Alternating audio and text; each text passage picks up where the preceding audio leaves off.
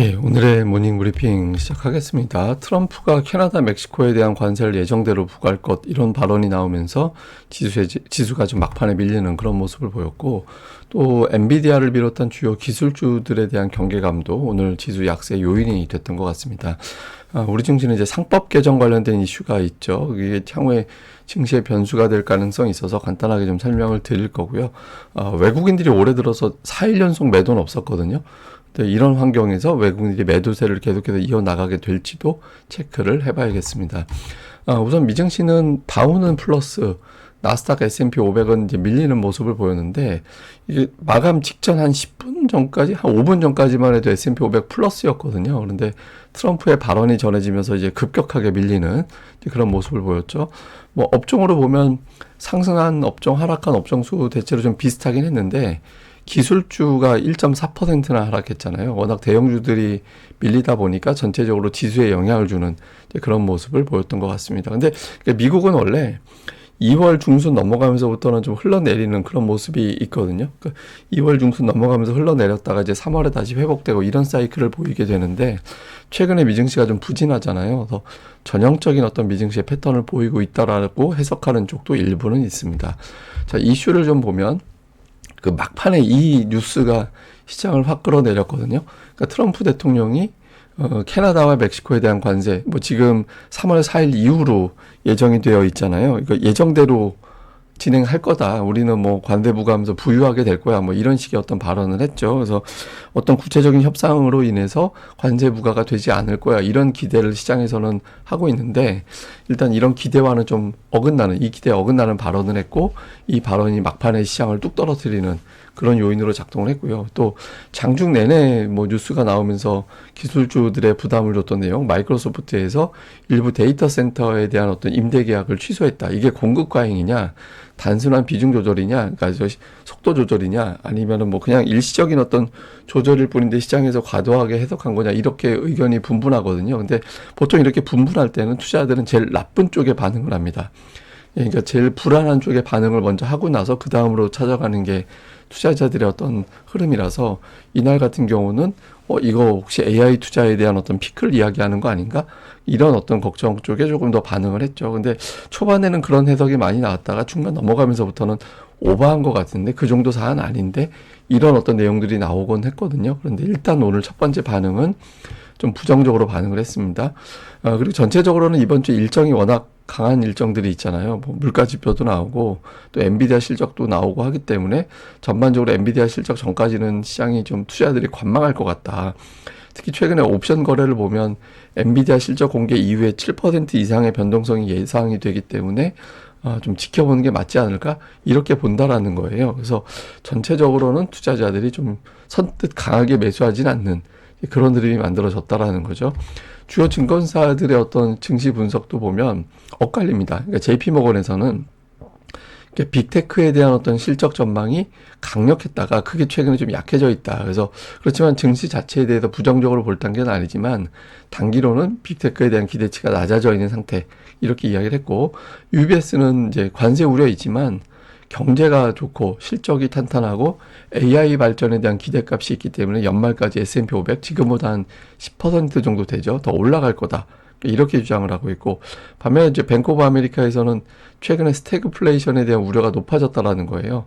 그래서 뭐 이제 트럼프의 어떤 여러 가지 정책이 스태그플레이션을 자극할 가능성이 있는데, 만약에 성장이 둔화된다라는 어떤 흐름, 또 인플레이션이 자극되고 있다라는 지표가 나오게 되면 아마 공화당 쪽, 그러니까 여당 쪽에서 정책을 거둘 것으로 보여진다. 그래서 지금 그렇지만 어쨌든 적어도 단기적으로는 좀 성장 둔화에 대한 우려가 좀 커지고 있다. 이런 분석이 나왔습니다. 그리고 대표적인 낙관론자 톰리는 이번 주에 예정되어 있는 일정, 그러니까 엔비디아 실적 그리고 PCA 지표가 증시에 긍정적인 영향을 줄 것으로 보여진다. 뭐 단기적으로는 시장이 좀 상처를 받았지만 궁극적으로는 좀 긍정적인 영향을 줄 거야. 지금 나스닥이 올해 연간 기준으로 하락 전환했어요.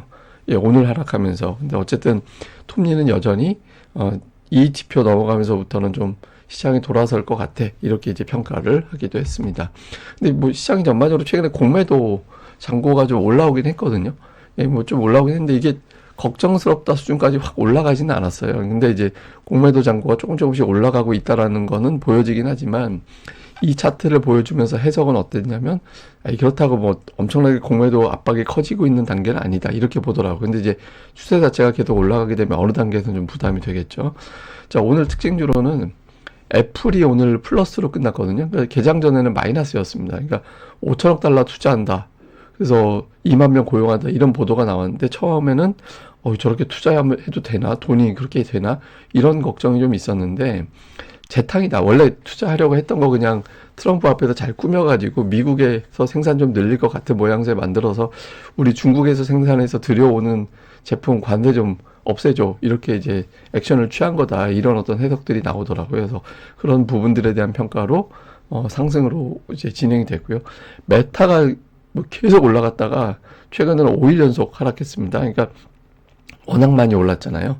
예, 워낙 많이 올랐기 때문에 거기에 따른 어떤 매도 물량이 좀 이어지면서 연속 하락. 그리고 앞서 말씀드렸던 엔비디아라든가 이런 주요 반도체주들은 데이터 센터에 대한 투자 논란으로 좀 하락하는 그런 모습을 보였고, 나이키가 오늘 강하게 올라갔는데 다시 혁신의 단계로 진입했다. 그래서 목표 주가가 기존에 75달러에서 115달러까지 올라갔어요. 그래서 이런 내용으로 나이키가 올라갔고, 버크셔 해서웨이가 이익이 급증했다라는 보도가 나오면서 4%나 강세를 보였죠. 그러니까 최근에 버크셔 해서웨이, 그러니까 뭐 우리가 보통 버핏의 회사라고 알려져 있습니다만 여기서 이제 현금 비중을 많이 높이고 있다.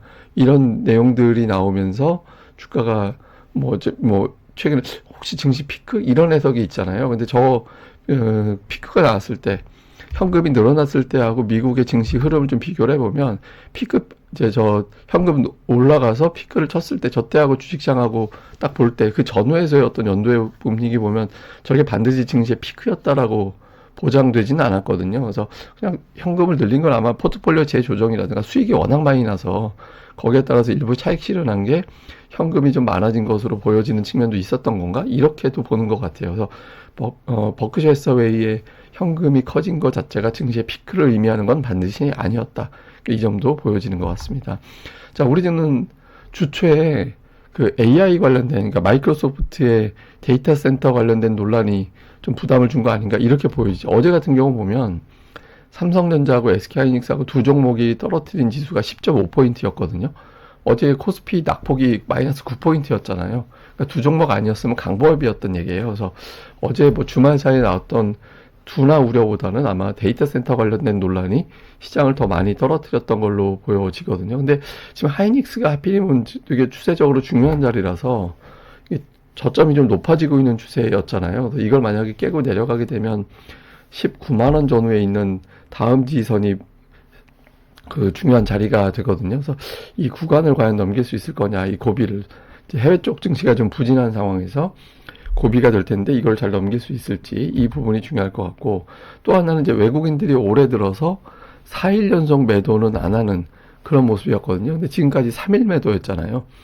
예, 근데 4일 차는 잘 안 팔았었는데 오늘 이렇게 되면 올해 들어서 처음으로 4일 연속 매도가 나오게 됩니다. 그래서 외국인들이 좀 불안함을 더 많이 갖고 있는 건가?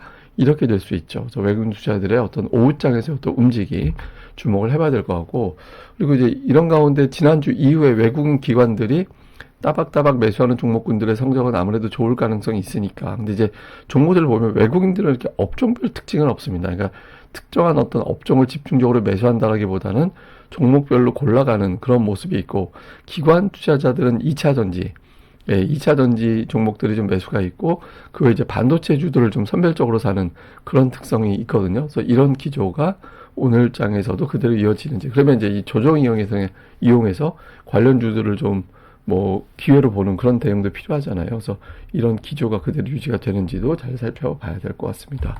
자, 요약을 좀 해서 보면 외국인들은 일단 4일 연속 매도는 없었거든요.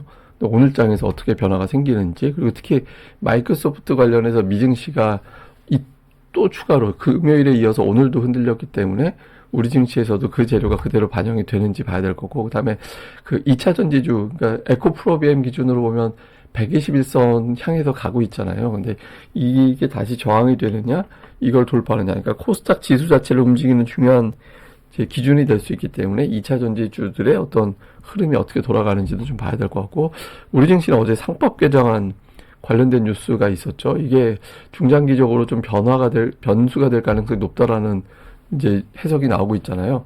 그러니까 주주에 대해서 이사들이 어떤 충실해야 된다. 이런 의미. 지금은 이제 주로 기업 경영에 대해서, 경영자들에 대해서 충실한 거가 되고 있잖아요. 그런데 이게 회사에서 회사 및 주주, 그러니까 주주의 이익, 예를 들어서 주주환원, 배당 이런 거 더 많이 해. 투명하게 공개해.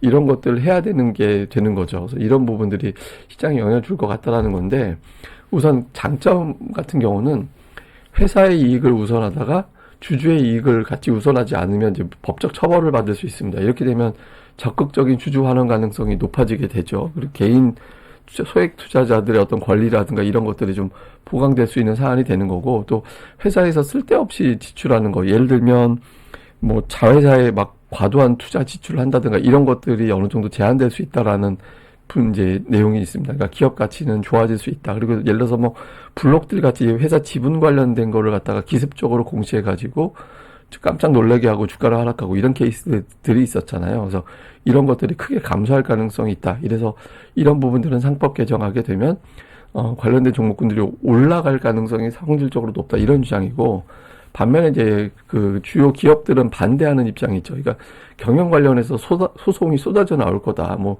왜 우리한테 이렇게 했어? 왜 주주 환원 안 했어? 왜 이럴 때 자회사에 투자를 했어? 뭐 이런 식의 어떤 건마다 소송이 급증하게 되면 경영에 집중할 수 없다. 그리고 과감한 어떤 투자, 뭐 M&A 같은 외형 확대 이런 것들이 어려워지고 외국계 투기 자본에 의해서 공격되는, 이건 한편으로는 주가에는 긍정적인 측면도 없진 않죠. 이게 이제 뭐 행동형 투자자들 뭐 이런 게 들어와가지고 주가 확 끌어올렸다 나중에 빠져나가고 뭐 이런 케이스들이 있잖아요. 근데 이런 그 자본 공격 때문에 경영에 집중하기가 어려워질 수 있다. 이런 어떤 반대 입장이 있거든요. 근데 대체적인 평가는 주주들 입장에서 보면은 좀 긍정적으로 볼 수 있어서 한국 증시의 지수가 조금 더 레벨업 될 수 있는 계기가 될 수 있다라는 주장이 조금 더 우세하긴 합니다. 근데 어쨌든 상법 개정이 아직 이제 뭐 완전히 시작되는 게 아니라 이제 법사위 소위를 통과한 정도이기 때문에 이제 어떤 향후에 어떤 과정은 남아있죠. 근데 이 부분은 향후에 주식시장이 굉장히 중요한 어떤 변수가 될 수 있기 때문에 좀 실제로 실행이 되는지까지도 계속해서 좀 집중적으로 살펴봐야 될 것 같습니다.